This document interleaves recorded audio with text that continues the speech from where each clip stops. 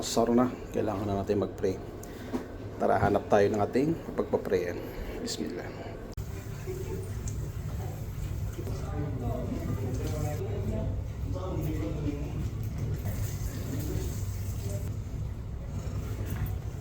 Pray, sobrang daming tao, mashallah.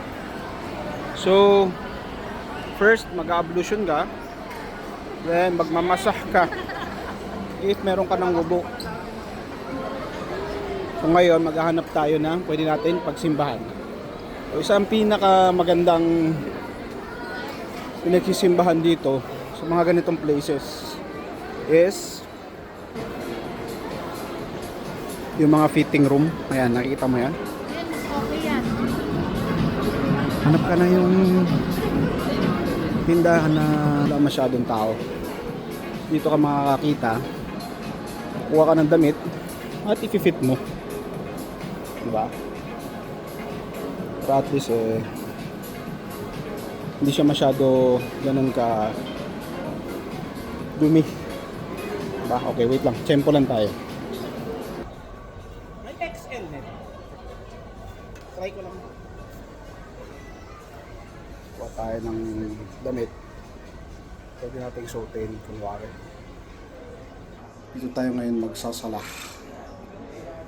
Inshallah. Hanapin muna natin kung saan ang Qibla. Bismillah. So ang coordinate sa compass dito ang west.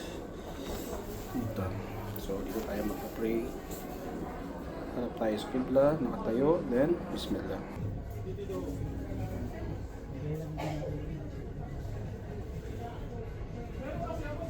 Assalamualaikum guys, so ganun talaga ang struggle. Nakita nyo kung gaano kahirap. First, nagdadasal ka nga, pero nakakapagsinungaling ka naman. Pangalawa, hindi mo alam yung wini-worship mo na place kung malinis ba, kung may najis or may mga dumi. Pangatlo, hindi ka kampante or parang nagmamadali ka palagi, baka mahuli ka. So ngayon ang nangyayari parang yung pagdarasal ay nagiging pagnanakaw pa, which is not good.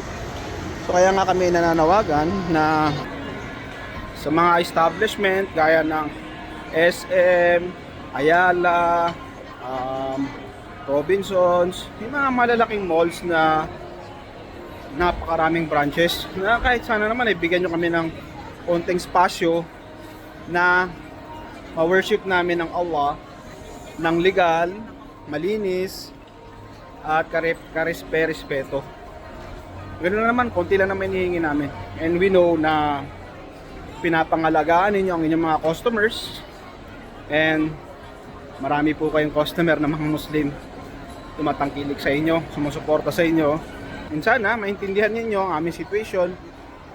Itag nyo po ang mga malls, paramihin nyo po ang shares, mag-comment kayo sa video na ito, at para ma-solve natin ang problema na kinaharap ng isang Muslim Filipino dito sa Philippines. Hanggang dito na lang. Assalamualaikum warahmatullahi wabarakatuh.